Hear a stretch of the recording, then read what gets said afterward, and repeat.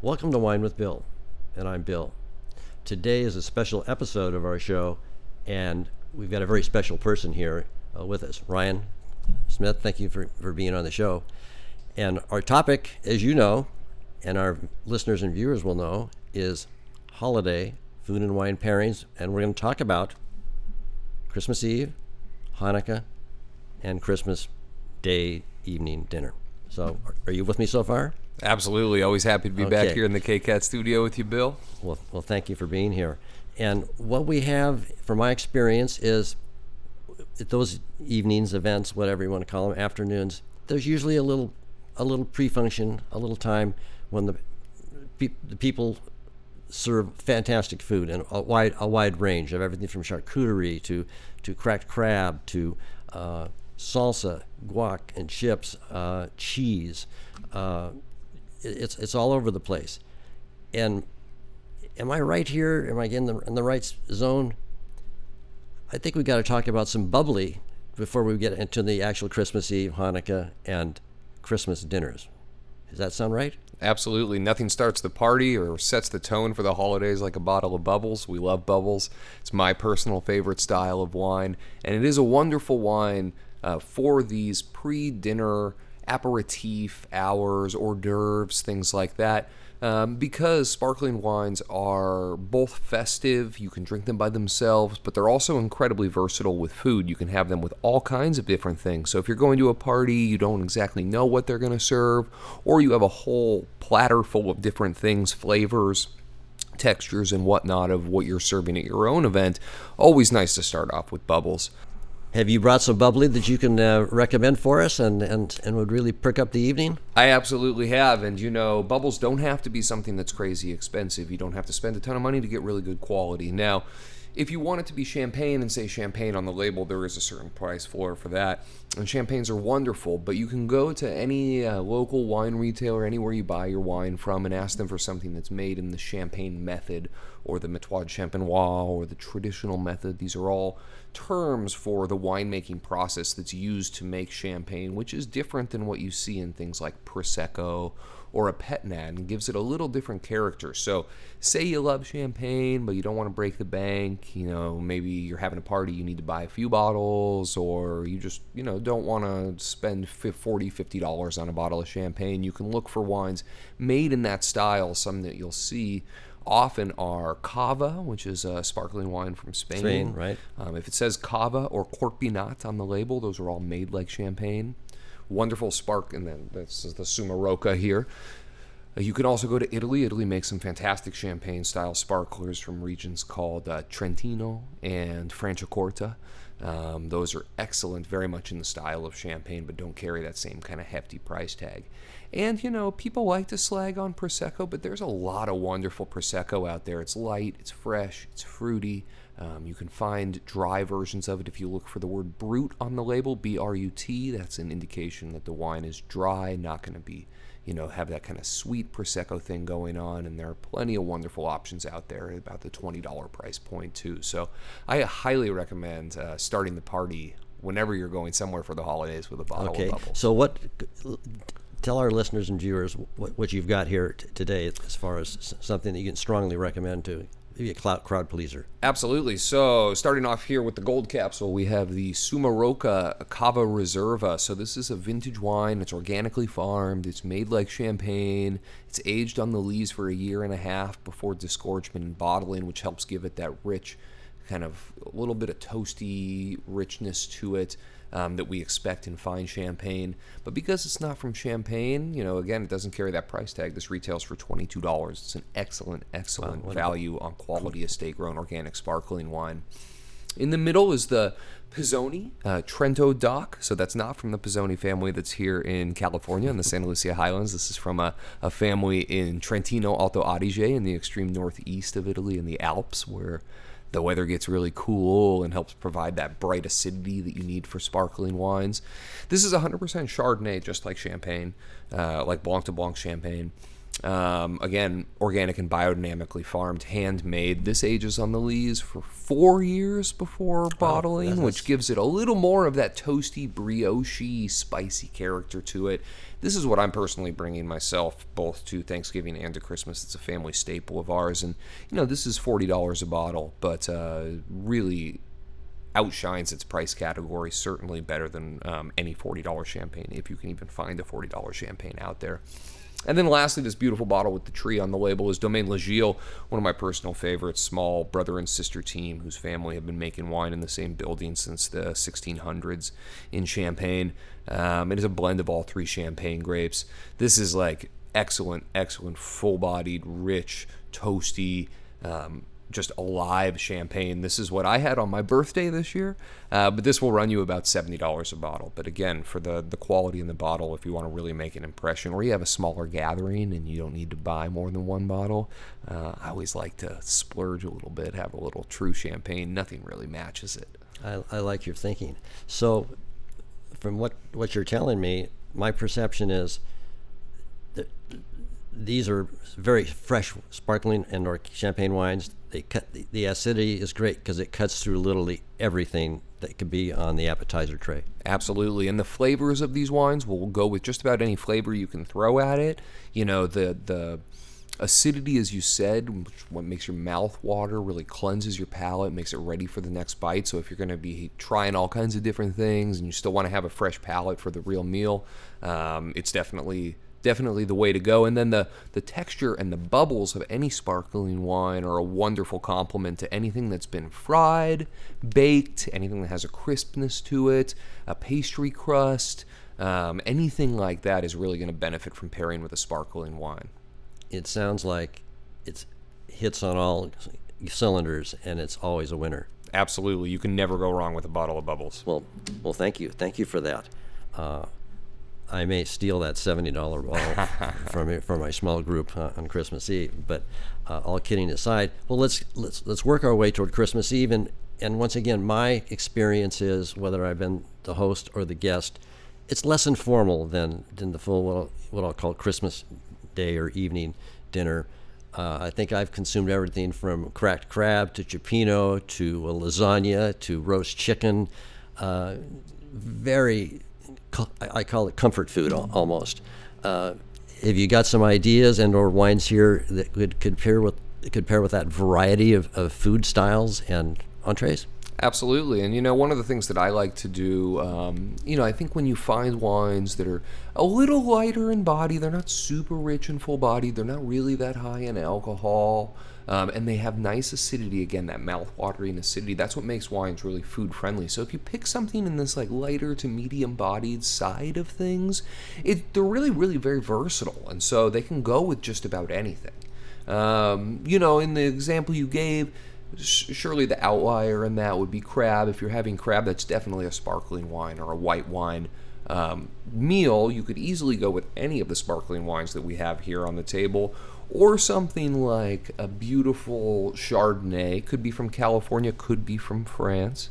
When we talk about Chardonnay from France, we're talking about Burgundy. That's what you might hear people say, white Burgundy. Now, white Burgundies can be some of the most expensive wines in the world. There's no ceiling on the price point for white Burgundy, but you don't have to spend a ton to find something that's going to pair really, really well with like a crab or a lobster dish. This Griveau Goisseau Bourgogne Côte d'Auxerre Chardonnay that we have here all the way towards you with the white capsule. This is an excellent example of family-grown estate organic Chardonnay from Burgundy that really is wonderful prices, $20 a bottle. It doesn't see any oak, so it doesn't have any of that big buttery richness that might overpower more delicate foods like crab, but it has these clean, pure Chardonnay, pear, and apple fruit flavors that'll just, kind of lightly caress whatever you're eating, and then that fresh acidity that'll kind of cleanse it away. Now, if you're talking about cioppino, this is one that I do actually have a very specific recommendation, because my family eats cioppino on Christmas Eve. My grandfather was a fisherman in San Francisco and in Santa Cruz. We're Italian-American. Cioppino was just like something that we always did. And the number one pairing for cioppino is Sangiovese, the great red grape Oh, of okay. Tuscany, central Italy. So you may, if you haven't heard of the grape Sangiovese, you may have heard of some of the wines that it makes. Chianti, right. Brunello di Montalcino, Vino Nobile di Montepulciano. These are famous wines made from Sangiovese. And it's just a perfect pairing with that tomato-based broth, the real rich, fishy quality of Cioppino.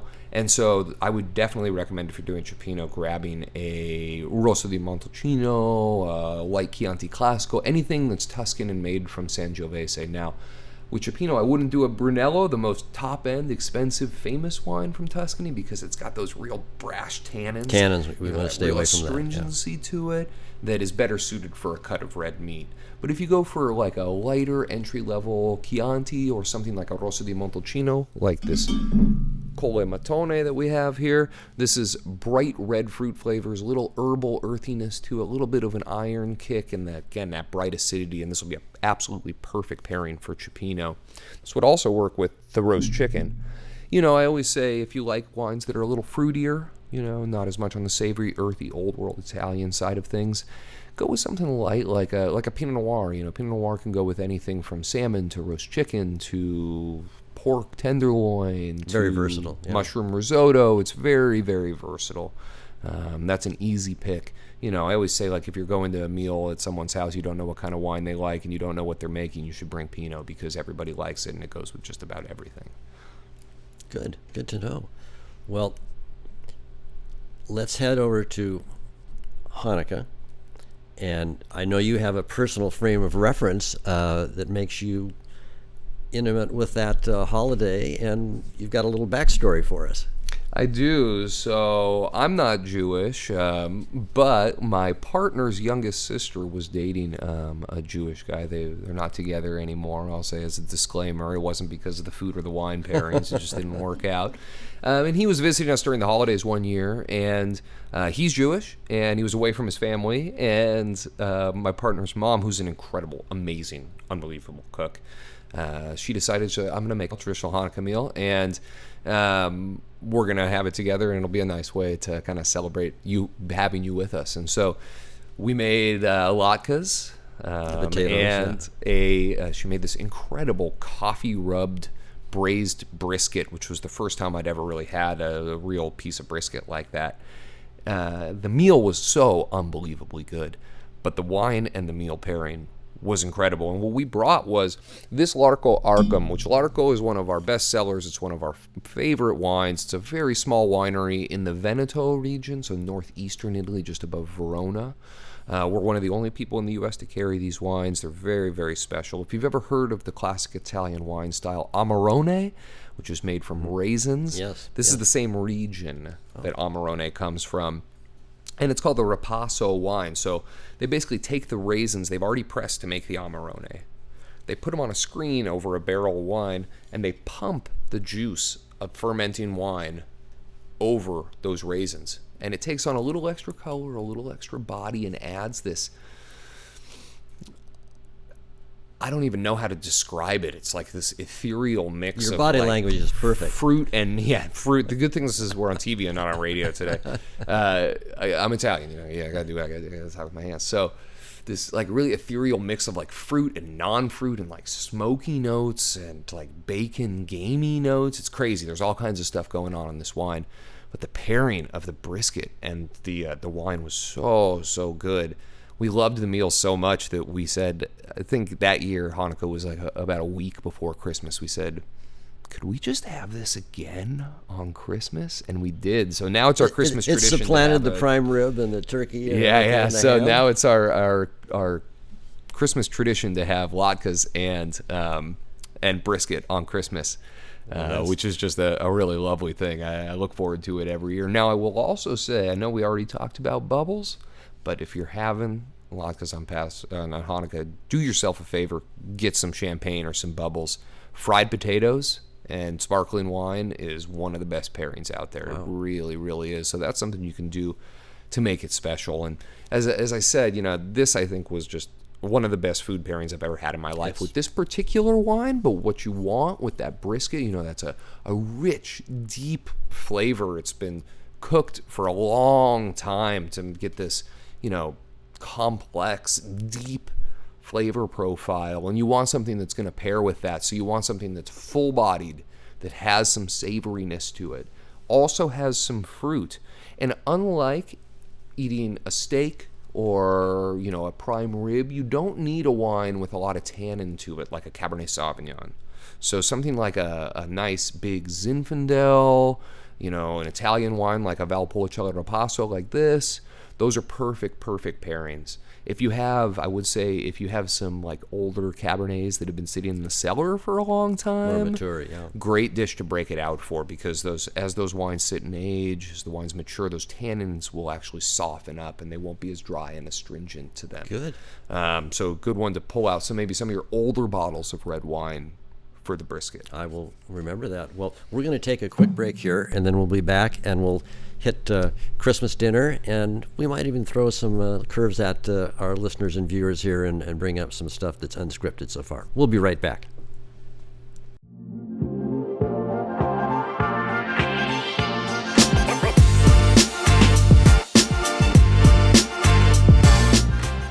Thank you to the City of Montessorino for their continued support of KCAT Public Media.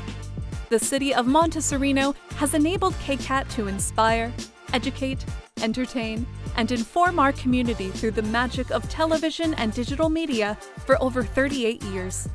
Thank you.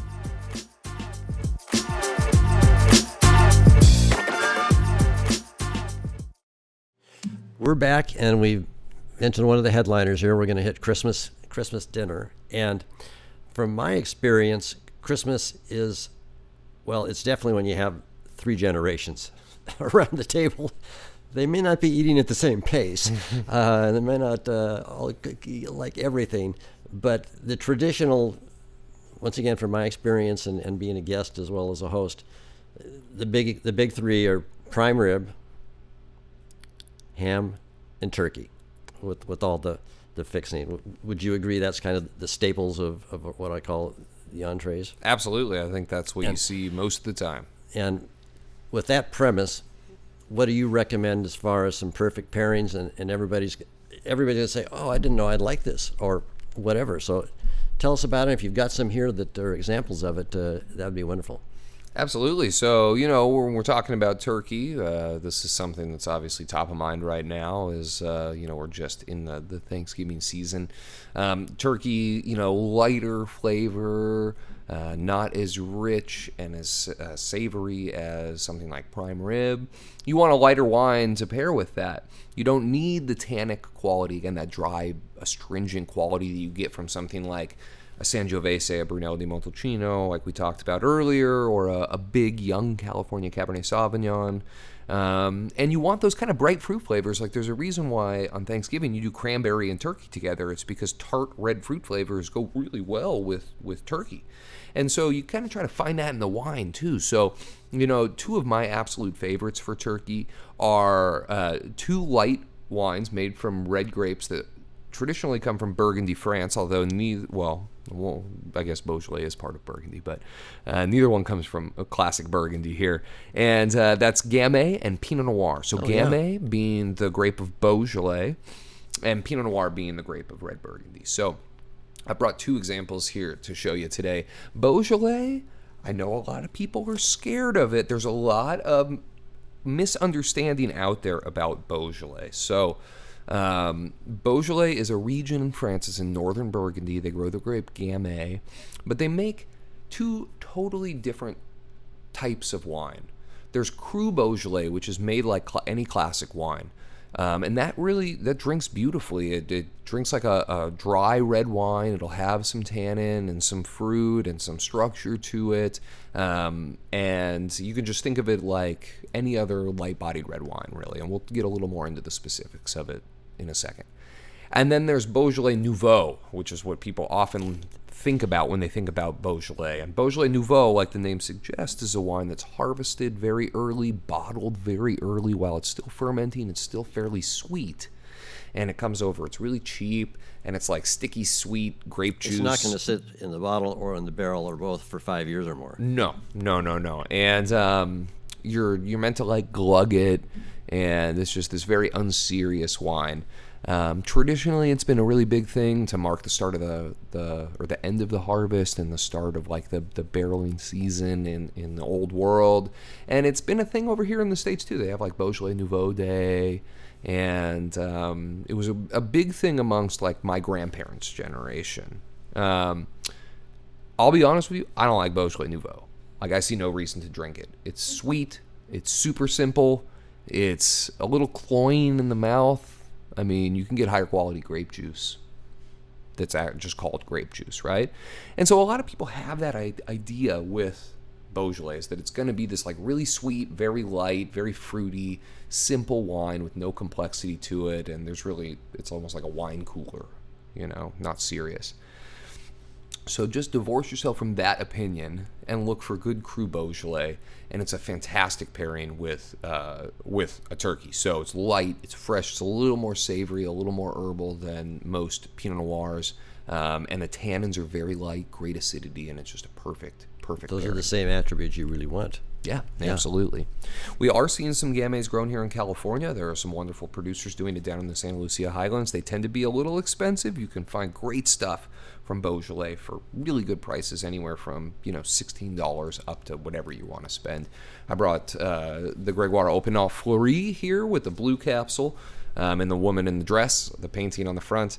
Lovely little wine. It's like $26. Natural wine out of France. Just a perfect pairing. And then Pinot Noir, which shares a lot of similarities with Gamay, which is a reason why we suggest pairing them with turkey. And this can actually go up to ham as well, because Pinots can kind of be all over the map. They can be very light, they can be more full-bodied. Anybody that's had Meiomi knows they can be like rich and full-bodied, right? And what I picked is a beautiful, well-priced example from one of our greatest local wineries. This is the Domaine Eden. Second label from Mount Eden, yeah. It's the second label from Mount Eden, probably the most historic producer of Pinot Noir and Chardonnay in North America, right off Mount Eden Road, near Stevens Canyon Reservoir in Cooper Garrett, right in our backyard here. Incredible historic estate. I'm a personal wine club member there. I love their wines. I like to sell them. I always, take every chance I can get to go up there and to promote their wines. This is from their second property, Domaine Eden, which is right off Highway 9 after you exit from Saratoga and Sanborn Park. It was built in the 1980s, the original Cinnabar winery, and Domaine Eden bought it in the early 2000s. This is their 2020 vintage Pinot Noir. So 2020, if you may remember, was the year that we had a little worries about fire damage or smoke damage in the vineyards. Pinot Noir, being an early ripening grape varietal, was picked early. So you don't have to worry about it as much as something like a Zinfandel or a Cabernet that hangs on the vine longer. But they did pick a little earlier this year, and that made a really light, bright, elegant, fresh Pinot that, to me, in this vintage, makes it a perfect pairing for turkey. In some vintages, this wine can be a little more robust, a little more full throttle. But this one is just like beautiful and bright and light and pretty, and I will be drinking this. Okay. Well, myself. I'll reference that. Are we ready to talk about prime rib and some other? Well, we got to get to ham first. Oh, the ham. Yeah, it's not all Pinot Noir. I just mentioned it. Okay. So ham is a great thing. You can go many different ways with it. Certainly something light and bright like Pinot or Beaujolais would be wonderful with it. But say you don't like light-bodied wines. Plenty of people out there like a little more heft, a little more full body in their red wines, and that's totally okay. And so, ham can handle a little bit more full-bodied stuff than turkey generally. So you could do something like a really nice Bordeaux. People think of Bordeaux, it has to be expensive. We've all seen all of the really expensive bottles, age-worthy bottles out there, the first growth, second growths, Mouton Rothschild, $6,000 a bottle, all that good stuff. But there's lots of wonderful Bordeaux out there at a fantastic price. Bordeaux is a big appellation. So if you're not going for one of those big name blue chip wines, there's plenty of value out there to be found. I've heard and read about there's the right bank and the left bank. Correct. And the right bank is more Merlot dominant. Correct. And the other one is. Does it make any difference of which Bordeaux style or you would have to go with the ham? I think it does, and I'm glad you brought that up. You know, I talked a little bit earlier about Cabernet Sauvignon and its tannic structure, more of that dry, astringent tannic structure to it. Merlot is a little softer, a little more red fruit to it. So a wine that is from the right bank of Bordeaux, that is dominated by Merlot, is going to be a little softer, have a little more red fruit flavors. Something from the left bank that's Cabernet dominant is going to be a little more powerful and more tannic. And I think if you're doing ham, you want to go more towards the Merlot side of things, more towards the right bank, which luckily for all of us, that's the side that's a lot more affordable. It's a lot larger, a lot more production out there. And so these wines can be found for a great price. So something like this Chateau de Cugat, we call this wine the gift that keeps on giving because it's just so good. 2018 vintage. It's had a little bit of time in the bottle to age. It's about 65% Merlot, the rest being Cabernet Franc and a little bit of Cabernet Sauvignon. It's $18 a bottle, and you can fool the best Bordeaux lovers with this wine. It's just super, super drinkable. Now, if you were going to red meat, I would say look to the other side of the Gironde River and get something that has a little more Cabernet in it, and that'll stand up to, the red meat. And you don't have to do, Cabernet or Merlot. You could also do something like the Sangiovese we talked earlier. That's a wonderful ham wine. I also love Grenache. I don't have one up here to display, but, Grenache, the G grape from GSM Blends, the great grape of the Rhone Valley in the Southern Rhone, makes wonderful wines like Châteauneuf-du-Pape and Gigondas, known for full-body candied raspberry flavors, kind of those garrigue notes of like lavender and sage and whatnot, without those really high tannins. It still has juicy acidity. So a Grenache, like California Grenache, a Spanish Grenache, even a Grenache from the Southern Rhone, maybe not Châteauneuf-du-Pape, which tends to be, again, like big and bold. Something like that, wonderful, wonderful pairing for ham. So definitely, if you are a member of a California winery and they send you some Grenache, pretty much anywhere in the state, I would say California Grenache is a good That's good to know. I would not have thought of that as a pairing. Well, good. Well, now are we ready for the beef? Now we can move on to prime rib. Okay, and I love prime rib. Me too. You don't want to have blood work after it for about 2 weeks, but if you got something here in order that you can talk about, or both, that would be a real good compliment for the prime rib. Absolutely. I love prime rib too. I'm going up to House of Prime Rib next week. Can't wait. I haven't figured out what bottles I'm going to bring yet, but we've been in a progression here. We've been kind of moving from lighter things up into richer, heavier foods, and you want to do the same thing with your wine. You want to, match the wine with the food. When you get something a little richer and decadent like prime rib, you need a little more full-bodied wine to go with it. Now, the wine that we talked about with the brisket, I think, brisket and prime rib share a lot of similarities. They're cuts of red meat that have been slow cooked, so they're very, very tender. And you don't need crazy tannic Cabernet Sauvignons to go with it, or like Nebbiolo, Barolo, Barbaresco, things like that, because, it's just not as chewy and toothsome as something like a rare dry-aged ribeye. And so something that's full-bodied and rich that's going to go with it, but without that real crazy astringent tannin, is I think the way to go. So this Larco Arcum, amazing. I've had that quite a few times with prime rib myself. If you want to go with Cabernet Sauvignon, I recommend going with something that's a little on the lighter, less tannic side. I do think that that's a wonderful pairing, and I have brought one of my favorites and somebody that's well known to Wine with Bill. This is a local Cabernet Sauvignon from a small producer named Assiduous, a winemaker named Keegan Mayo that's been on the show before. Keegan Mayo was on the show, yeah. And this comes from the wonderful Bates Ranch Vineyard right at the foot of Mount Madonna, old vines. It's 100% cab. Organically farmed, hand harvested. He puts it into oak barrels, but only about 10% of the oak is new. And it's in a lighter, juicier style. It's still got all those like dark plum, blackcurrant, graphite, mint, eucalyptus kind of notes to it, but just a little softer flavor profile. And to me, something like this is just like, oh my God, yeah, give me the prime rib. Like, it's just going to taste so, so good. But again, you can go with really any cab. I would say anything that you've got that's got a little bottle age on it would be wonderful with prime rib. Wines from Paso Robles, a lot of those, again, we talked about those Grenache, Syrah, Mourvedre blends, somewhere from a warmer region like Paso Robles, where they get those kind of like dark fruit flavors like ripe blackberry, almost like jammy blackberry. I really love that kind of stuff with prime rib. Or like California Syrah, I also really like, really? because California, Syrah can be made in a lot of different ways, like Pinot can. They can be very light in body and peppery and gamey. They can be really rich and chocolatey. I like something kind of in between with the prime rib, so something that's got some ripeness to it, sees some new oak to give it a little bit of vanilla and round out those really crazy natural tannins of Syrah. But Syrah naturally has like gamey, meaty, smoky aroma. So it's very common to say things like, oh, bacon, if you smell bacon fat, or you smell cured meats on Syrah. And that savory, meaty umami part of the nose, I think, does really, really well with a nice aged, slow cooked piece of beef. So something like that, I think, would be a wonderful pairing. For me, going to House Prime Rib, I'm taking my brisket wine too. Maybe I just like this wine too much. I don't know what to say, but that's what I'm bringing. So bring something full-bodied, but a little softer. Okay. Maybe a little more towards that fruitier, jammier side of things. Doesn't have to be sweet. Doesn't have to be like a fruit bomb, but not something that's so dry and tannic that it's gonna like rip your teeth out. Okay. Well, Ryan, you have got me thinking about.